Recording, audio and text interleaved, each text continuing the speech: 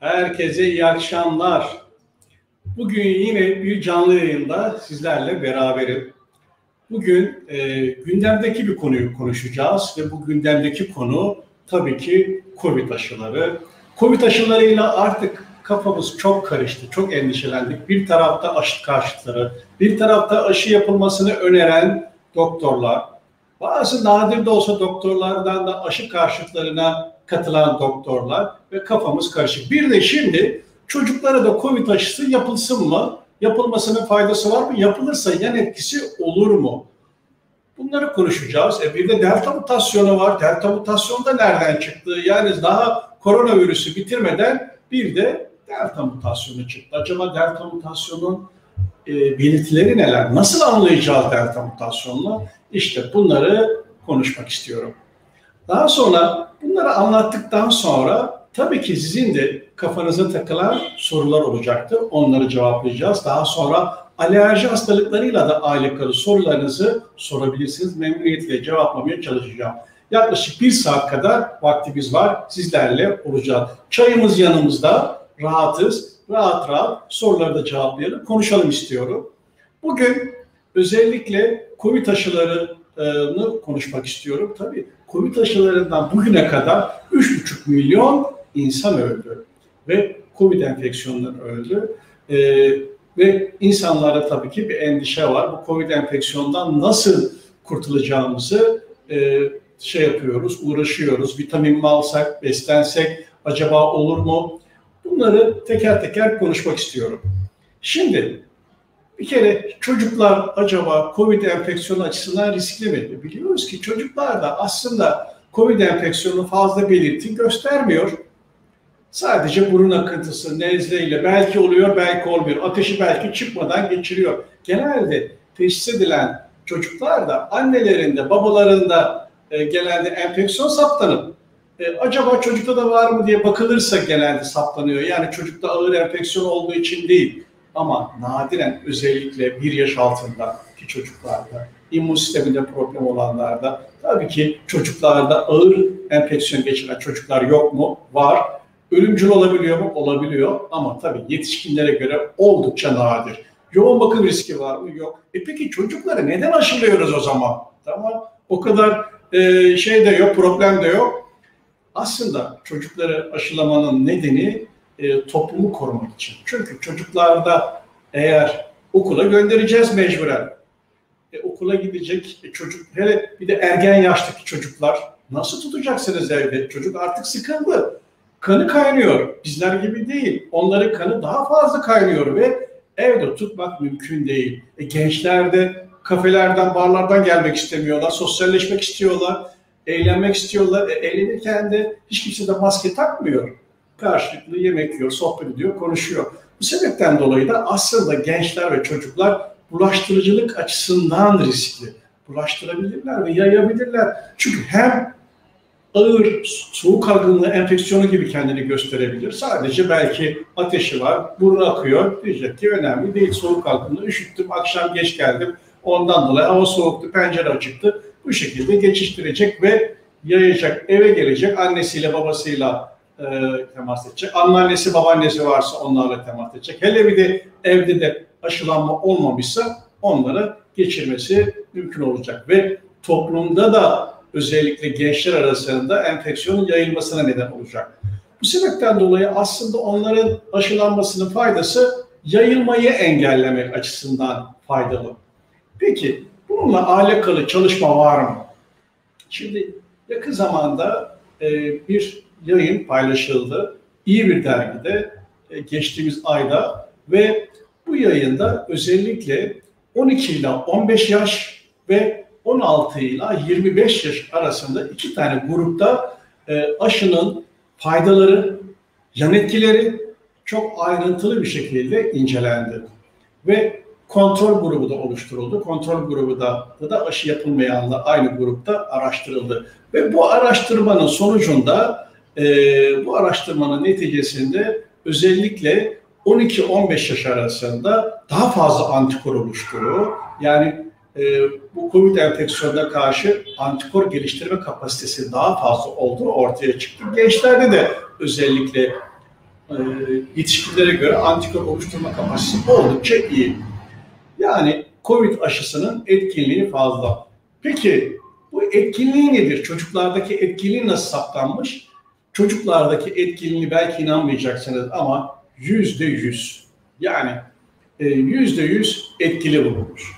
Yani bu özellikle ölümcül reaksiyonlardan önlemede %100 ve hastalığın bulaşma açısından da %95 civarında da bir etkinliği var. Yani bulaşmasını da engelliyor ve ölümcül reaksiyonları, yoğun bakıma yatış reaksiyonlarını oldukça etkili bir şekilde ortaya çıkardı.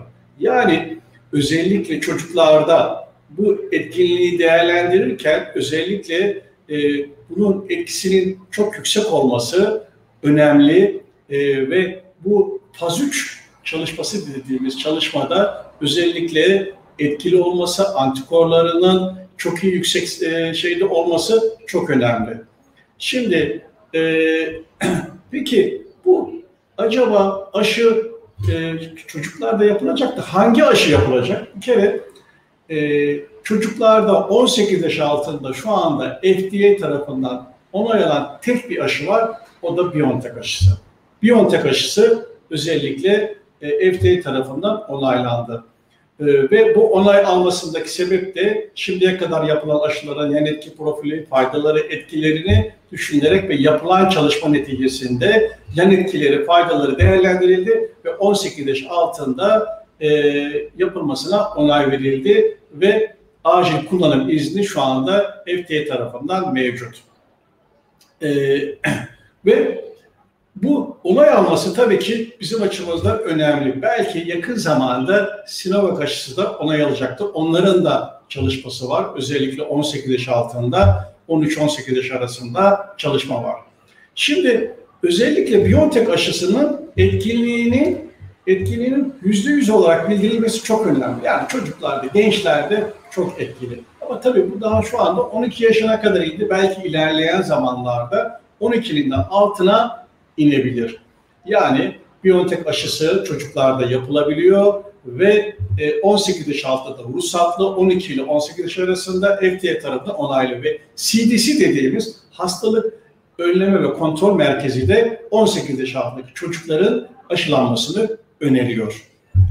Peki yan etkileri neler çocuklarda? Bir de onları bilelim. Öyle değil mi? Yani şimdi çocuğumuza aşı yaptırıyoruz ama yan etkileri neler bunların? Yapılan çalışmalarda yan etkilerine baktığımız zaman aşıdan sonra özellikle neler olmuş? Bir kere enjeksiyon yerinde ağrı var. Enjeksiyon yerinde ağrı genelde %80-85 oranında neredeyse hepsinde genelde oluyor. Çok ciddi ağrı olanlar ise bu özellikle daha küçük yaş grubunda daha az. Yani 100 kişide 1-2 kişide, 16-25 yaş grubunda ise 100 kişide 3-4 kişide çok fazla ağrı olmuş. Aşı yapılan yerde ağrı olmuş. Peki baş ağrısı ve yorgunluk ne kadar? O da yaklaşık %60 civarında bir yan etki oluşturmuş. Yani baş ağrısı ve yorgunluk oluşmuş aşıdan sonra. Ama genelde baş ağrısı olsun, aşı yapılan yerde ağrı olsun, genelde bunlar 1-2 gün içinde ağrı kesicilerle falan düzelmiş. Peki ateş olmuş mu? Özellikle ateş olmuş ve özellikle küçük yaş grubunda daha çok ateş olmuş ama 5 kişiden birinde, yani 5 çocuktan birinde ateş olmuş ve bazen de bir çocukta örneğin 40 dereceye varan bir ateş de olmuş. Yani ateş birçok aşıda olduğu gibi bu aşıda da ateş sıklıkla karşımıza geliyor. Peki bunun dışında başka ne yan etkileri olabiliyor? Mide bulantısı olabiliyor, kusma, eklem ağrısı, kas ağrısı gibi belirtiler ortaya çıkarabiliyor. Peki kalp iltihabı? Kalp iltihabı diyorlar. Kalp iltihabı da 30 yaş altındaki erkeklerde ortaya çıkmış. Yani 30 yaş altı erkeklerde, genç erkeklerde var. Ne kadar sıklığı, o kadar çok sık mı? Hayır. Bu normalde 1 milyon kişide diyelim 6-7 kişide olması beklenirken 100 bin kişide 6-7 kişide görülmüş. Yani 100 bin çocukta 6-7 kişide görülebiliyor. Onun için aslında çok da öyle sık değil ve oldu diyelim hadi kalp iltihabı oldu, miyokard oldu, ne olacak? Genelde ilaç tedavisiyle de genelde kısa sürede düzelmiş. Yani hiç bu kalp iltihabından ölümü olmamış. Yani bunun aslında aşı karşıtlarının abartıldığı gibi aman kalpte iltihap yapıyor, aman öldürüyor, aman Allah rahmet eylesin, aşı mı yapıldı, Allah rahmet eylesin. Böyle söylemlerle insanların motivasyonunu bozmaya çalışılıyor. Peki bu aşı karşıtı olanların derdi ne? Neden aşı karşıtı olanlar bu kadar öneriyor? Bize yazıyorlar, diyorlar ki ne kadar reklam parası aldın hocam? Tamam da bedava aşının ne reklam parası olacak? Ben onu anlayamıyorum. Yani biz hekim olarak hekimlerin %99'undan fazlası aşı oluyor. Acaba neden oluyor? Bu hekimlerde beyin tutulması mı vardı? %99'dan fazlası aşı olmaya aşı olmuş. Şimdi bunu bir kere iyi analiz etmek lazım. %99'dan fazlası aşı oluyor. Neden? Çünkü etrafımızda birçok meslektaşımız bu hastalıktan dolayı öldü. Birçok yakınımız öldü. Birçok yakınımız yoğun bakıma girdi. Akciğerleri kötü etkiliyor. Bu sebepten dolayı biz de mesleğimiz gereği risk altındayız ve ne yapıyoruz? Aşı olmamız gerekiyor diyoruz ve olduk. Ben de 2 doz Çin aşısı arkasından 1 doz BioNTech aşısı oldum. Ve gayet de memnunum. En azından bize biraz kafadan stresimiz de giderdi. Rahatlıkla evden çıkıyoruz. Hiçbir yan etki de olmadı bende. Hiçbir ağrı da olmadı. Çok hafif bir ağrı oldu. O kadar. Yani netice olarak baktığımız zaman ciddi de bir tesir olmuyor ama bakıyorsunuz aşı karşıtları hep önerileri genelde ne oluyor? İşte bitkisel beslenme, iyi dikkat edin, vitamin alın, yapın. Bakıyorsun bunları söyleyenlerin arkasında acaba bir ticari kaygı mı var? Yani bunlar vitamin alın, bitkisel alın. Yani dünya kadar Tarım Bakanlığı'ndan ruhsat alınarak böyle Türkiye'ye getirilenler var, yapılanlar var. Onları mı acaba onlar mı pazarlanmaya çalışıyor? Bu da belli değil. Çünkü biz aşı yapılması bedava, ücretsiz. Yani bunun reklamı için hiçbir doktor neden para alsın? Çünkü aşı ücretsiz. Devletimiz gitmiş, aşı yok denilirken dünya kadar aşı olmuş ve etkili bir aşı da yapılmış, getirilmiş. O zaman demek ki aşıyı daha değerli sağlıklı düşürmek gerekiyor. Yani evden çıkmak için, işimizin başında olabilmek için, daha rahat ortamlarda gezebilmek için bunu yapmamız lazım. Diyor ki bazı kişiler, hocam bunun 5 yıl sonra yan etkisinin ne olacağını nereden biliyoruz? Bu genleri etkiliyormuş, kısırlık yapıyormuş. Böyle asılsız söylemler. Ya bu genleri etkilemiyor. Genelde bir gün sonra bu vücuttan atılıyor. Vücuda bu mRNA denilen bu virüsün proteini sentez ettiriliyor. Daha sonra bir gün sonra onun işi bitiyor, atılıyor ve ne anne sütüne geçiyor, ne kısırlık yapıyor. Yani bu gibi yan etkileri olmuyor. Yani bunların olan yan etkileri, riski de çok fazla değil. Faydaları riskinden daha fazla. Şimdi diğer türlü evde 5 sene bekleyelim de şu yapılanlar bir yapılsın da ondan sonra 5 sene sonra görelim, ondan sonra yapalım. Ve 5 sene ne yapalım, evde mi bekleyelim? Evde mi oturalım? Bu da zor. Hastalık kaptığınız zaman riski daha fazla. Yani aşının riskine göre hastalık yakalandığınız zaman daha ciddi komplikasyonlar, ölüm riski var, akciğerler tutulum var, hasar riski var. Peki bunlar ne olacak? Onun için biraz daha sağlıklı düşünmek lazım. Çocuklar konusunda da tabii çocukların COVID enfeksiyonunu geçirme riski dediğim gibi olsa bile bunların tabii ağır enfeksiyon geçirme riski biraz daha düşük. Bu bakımdan daha rahatız. Onun için yapılan çalışmalar sayısı arttıkça birazcık daha yaşı yavaş yavaş aşağıya inmek daha sağlıklı olacak gibi duruyor. Onun için biraz daha kendimizi güvende hissetmemiz gerekiyor. Öncelikle belirli bir gruba yapılması önemli. Şu anda yapılan çalışmalarda bir gruba yapılmış zaten. Daha sonra bu sayı arttıkça, yan etkileri görüldükçe daha rahat edeceğiz. Yani bu doz 1 milyon doza ulaştıkça daha rahatlıkla bu yan tesirlerin neler olabildiğini göreceğiz ve daha rahat davranacağız. Bir kere bu aşı artık mutasyona uğruyor ama mutasyona uğrasa da yılda bir kere de en azından bu aşıya artık olacak gibi duruyor. Peki bu delta mutasyonu nedir? Delta mutasyonu nereden çıktı? Delta mutasyonu da özellikle Hindistan'da ortaya çıkan bir mutasyon. Kendini biraz değiştirmeye başladı. Mutasyonda akılsız değil ya, o da kendini korumaya çalışıyor. İnsanlar aşı yapıyor, o da kendini korumak için değiştiriyor. Acaba nereden içeriye girsem de çalışıyor tabii doğal olarak. Onun için delta mutasyonu Hindistan'da ilk olarak çıktı ve ondan 3-4 ay sonra biraz daha değişti. Delta plus mutasyonu ortaya çıktı. Peki bu delta plus mutasyonu kendini nasıl gösteriyor? İşin kötü tarafı da bu aşı, yani bu delta mutasyonu aşıya karşı biraz daha dirençli ve belirtileri de genelde boğaz ağrısı, baş ağrısı gibi, hafif ateş gibi özellikle soğuk algınlığı belirtileriyle kendini gösteriyor. Tat da bozukluk, kokuda bozukluk olmuyor. Ondan dolayı ağır soğuk algınlığı enfeksiyonu geçiriyormuşsunuz gibi hissediyorsunuz. Peki nasıl anlayacağız? İşte pencere açık kaldı da ondan veya üşüm ondan gibi tabirlerle anlayamayabiliyoruz. Ondan dolayı bulaşması da daha fazla, akciğere tutulması daha fazla ve aşılara karşı direnci biraz daha fazla. Ama şunu da unutmayalım.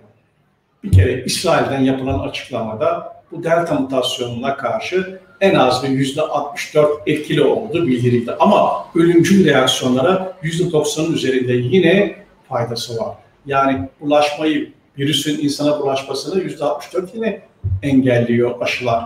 Özellikle BioNTech aşısı.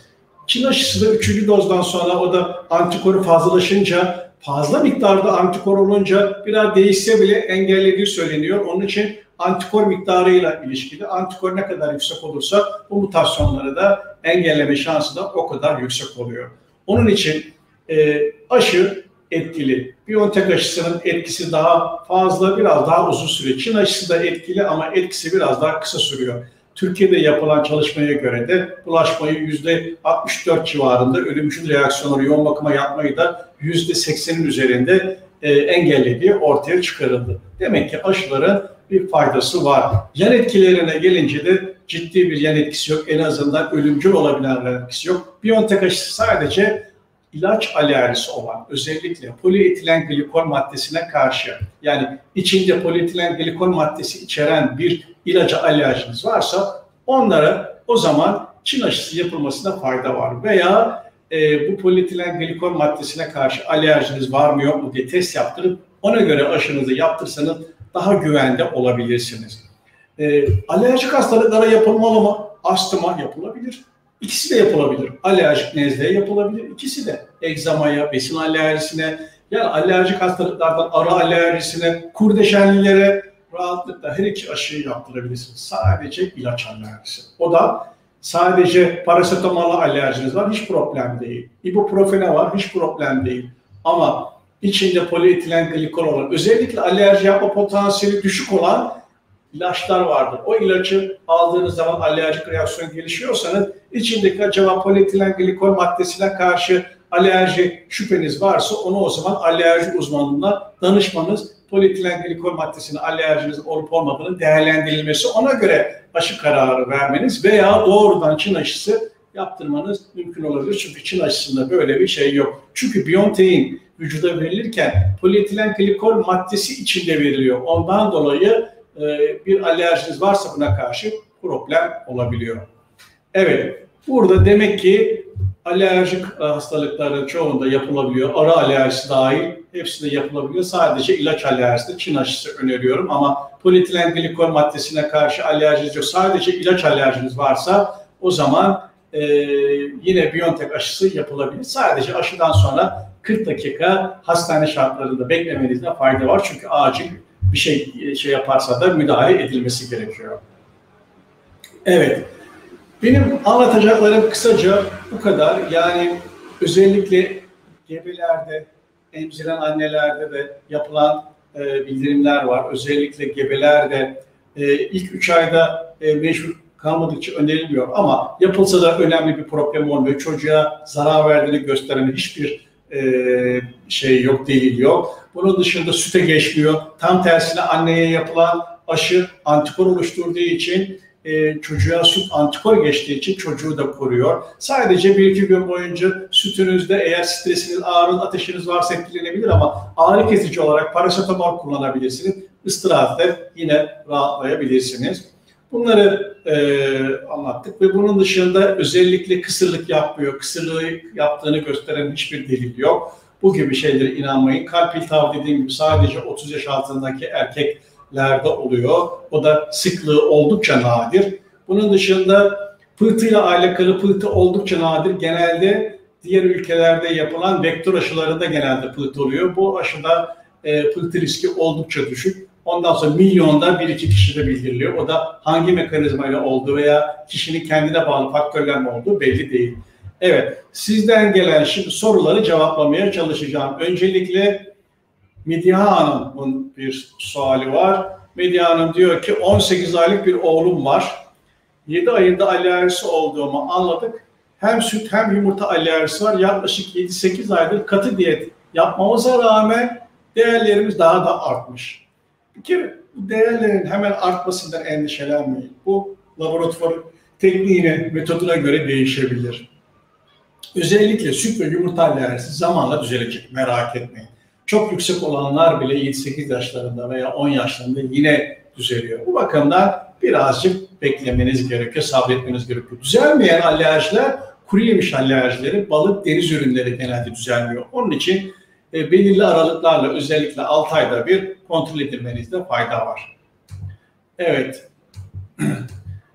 Diyor ki Medya Hanım, paket gıda hiç tüketmedi. Yediği besinler mevsiminde olan meyveler ve zepsiler, pirinç, bulgur, mercimek, kuru incir, kuru üzüm ve kuru kayısı. Bunlar dışında hiçbir şey tüketmiyoruz. Özellikle kuru üzüm, kuru kayısı bunların içine katkı maddesi olmayanların kendinizin yaptığı bir şeyse sıkıntı yok. Ama incir biraz alerjik bir gıdadır. Hurma, incir, tropik meyveler, özellikle avokado, ananas, kivi, hurma, bunlar biraz alerji eğilimi artırıyor. Onun için 1 yaşına kadar, genelde çocuk 1 yaşına gelinceye kadar bunları tüketmeseniz faydalı olabilir. Onurhan Bey diyor ki, hocam 3 ay önce COVID geçirdim ve Sinovac aşısı yaptırdım. Delta mutasyonuna karşı korunmuş olur muyum? Ayrıca tek doz aşı yeterli mi? Şimdi özellikle BioNTech aşısında tek doz yeterli deniliyor ama Çin aşısını 2 doz yaptırsanız daha iyi olur kanaatindeyim. Çünkü Çin aşısı biraz daha etkisi daha az. Ama BioNTech aşısı tek doz yapılsa bence yeterli olabilir. Delta mutasyonuna karşı da etkili olabilmesi açısından 2 doz yapılsa iyi olur. Zaten Türkiye'de belki çok delta mutasyonu yok ama ileride artabilir tabii ki, ona karşı da korunalım. Evet. 17 yaşındayım, alerjik astımım ve birçok şeye alerjim var. BioNTech aşısı olmak istiyorum, benim için bir sıkıntısı olur mu? Bunun özellikle polietilen glikol maddesine karşı alerjin yoksa mesele yok. Polietilen glikol maddesine karşı da alerji olup olmadığını biz yurt dışına polietilen glikol maddesi için testi gönderiyoruz. Eğer onda negatifse o zaman belki aşıyı daha rahatlıkla yaptırabilirsin. Özellikle alerjik hastalıklarda aşı yapılmaz diye bir şey yok. Rahat olun. Evet. Bunun dışında diğer suallere gelelim. Şimdi neler sorulmuş? Alerjik astım aşı olmalı mı? Aşı olursa iyi olur. Besin alerjileri aşı olabilir. Böbrek yetmezliği olanlar aşı olabilir. Her iki aşı olabilir. Çocuğumda mukus oldu. Süt ve ürünlerine kesti. Bazen oluyor, bazen olmuyor diyor. Bir kere mukus çok önemli değil. Eğer huzursuzluk yoksa rahat olun. Top iğne şeklindeki kanama da önemli değil. Biraz rahat olmak lazım. Bir küçük ağırlık yetmezliği var. Olma, aşı yaptırmalıyım demiş. Çocuklarda birazcık daha tedbirli davranmakta fayda var. Onun için 18 yaş altında tabii riskli grupta aşı yapılması faydalı olacaktır. Çünkü enfeksiyonlar ağır geçiyor bu kişilerde. Özellikle alt yatan hastalığı olanlarda. 8 haftalık hamileyim, aşı olduktan sonra hamile kaldım. 2. doz yapılmalı mı? Yapılsa iyi olur. mRNA aşıları vücudumuzda tamamen kalıyor mu? Bir süre sonra yok oluyor mu? 1-2 gün sonra yok oluyor mRNA aşısı, merak etmeyin. Egzaması olanlar her iki aşı olabilir. Delta belirtileri özellikle dediğimiz gibi burun akıntısı, baş ağrısı, ateş ve ağır soğuk algınlığı enfeksiyonu gibi kendini gösteriyor. 13 aylık bebeğimde pişik var, alerjen hiçbir yemiyorum, nasıl çözebilirim? Eğer tedaviye cevap vermiyorsa gizli alerji olabilir ama öncelikle bir bez değişikliği yapsanız iyi olur. Bazen bez alerjisi oluyor. Kaşıntı olan oğluma alerji şurubu verildi. Günde 3 defa duş aldırdım ama geçmiyor. O zaman incelenmeniz gerekiyor. Çocuğumda ürtiker aşısı, çocuğun ürtiker aşı olmalı mı? Olacaksa hangini olmalı? Çocuklarda aşı 18 yaş altında FDA onay verdi. Yavaş yavaş yaygınlaşacaktır. Yaygınlaştıkça bunların da yan etkilerini değerlendirip ona göre aşı yapılmasında fayda olabilir. Ve BioNTech'te Çin aşısı da yaptırabilirsiniz. Kakasında mukus var. Bu yaştaki bebekte test yaptırmak ne kadar sonuç verir? Bir kere kakada sümük olan çocuklarda alerji testinde bir şey çıkmaz. Çünkü bunlar gizli alerjidir. İmmünoglobulin E'ye bağlı değildir. 5 yaşında kızım süt ürünlerine karşı alerjisi var. Kilo almıyor. Ne yapmalıyım? Süt ürünlerine karşı alerjisi var ve kilo almıyorsa bir kere bunun alerji diyetisyenimiz tarafından incelenmesinde ve beslenmesinin hazırlanmasında fayda var. Besin alerjisi ne kadar sürede geçer? Alerjinin ciddiyetine göre değişir. Küf mantarı alerjisi var. Hangi aşıyı yaptırmalıyım? Her iki aşıyı yaptırabilirsiniz. Ama küfe karşı da eğer alerji aşısı yaptırmak istiyorsanız küfede aşı yapılıyor. Biz yan etkilerini kaldıramıyoruz. Çocuğum için endişeliyim. Açıklar mısınız? Biz de yeni çıkan yayınları takip ediyoruz. Yeni çıkan yayınlarda yapılan çalışmada yaklaşık 1000 tane çocuğa uygulanmış ve 1000 tane çocuğun verilerini anlatmaya çalıştım başlangıçta. Kızım güneşe çıkınca kızarıyor, alerjisi olabilir mi? Eğer 30 dakika içinde boyunda özellikle kollarda kaşıntılı kızarıklık oluyorsa tabii ki olabilir. Kızım güneşe ve ev akarına alerjisi var. Hangi aşıyı yaptırmalıyız? Ev akarı alerjisi olanlarda COVID aşısı seçimi her ikisi de olabilir. Ama ev tozuna karşı da alerji aşısı yapılabiliyor. Ev akarına karşı alerjisi olanlara böyle çocuğun alerjik bünyeye sahip hangi aşıyı yaptırmalıyız? İlaç alerjiniz polietilen glikol maddesine bağlıysa o zaman Çin aşısı değilse bütün alerjik hastalıklarda ilk aşı yapılabilir. Sadece mastositozda da Çin aşısı yapılsa iyi olur. Kronik ürtikerim var. Hangi aşı? Her iki aşı olabilir. Antibiyotik alerjisinde içinde polietilen glikol maddesine mi alerji olup olmadığının araştırılması gerekiyor. Onun için bir alerji uzmanına temas edip ona göre karar vermeniz faydalı olacaktır. Evet. Bu soruları da cevaplamış oldum. Evet. Şimdi neye geldik soruya? Zeppelin izleyicimiz bakalım yukarıda ne sormuş. Evet. Zeppelin, evet. Şimdi diyor ki bir izleyicimiz Antep fıstığı değeri 70, kaju 18, total immunoglobulin E 955 iken 5 yaşında Antep fıstığı 8,5 kaju 1 total immunoglobulin E 500 seviyesi çıktı. Bir kere genelde Antep fıstığı ve kaju alerjileri genelde düzelmiyor. Düzelme oranı %20. Ama izlemek gerekiyor. Şu anda diyetten başka yapacağımız bir şey yok. Evet, bunu da cevaplamış olduk. Onurhan Bey'in cevabını da vermiştik. Evet. Bakıyorum şimdi.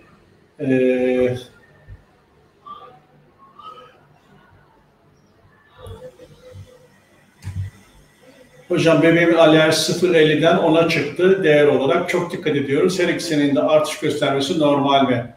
0,50'den 10'a çıkan nedir? İmmünoglobulin E mi yükseldi? Bir kere total immünoglobulin yaşın büyümesiyle 14 yaşına kadar giderek yükselir, daha sonra giderek azalır. Onun için çıkan total immünoglobulin çok önemli değil. Alerjik hastalığınız yoksa sıkıntı değil, rahat olun. Onurhan Bey, biz teşekkür ediyoruz yayınımıza katıldığınız için. Evet.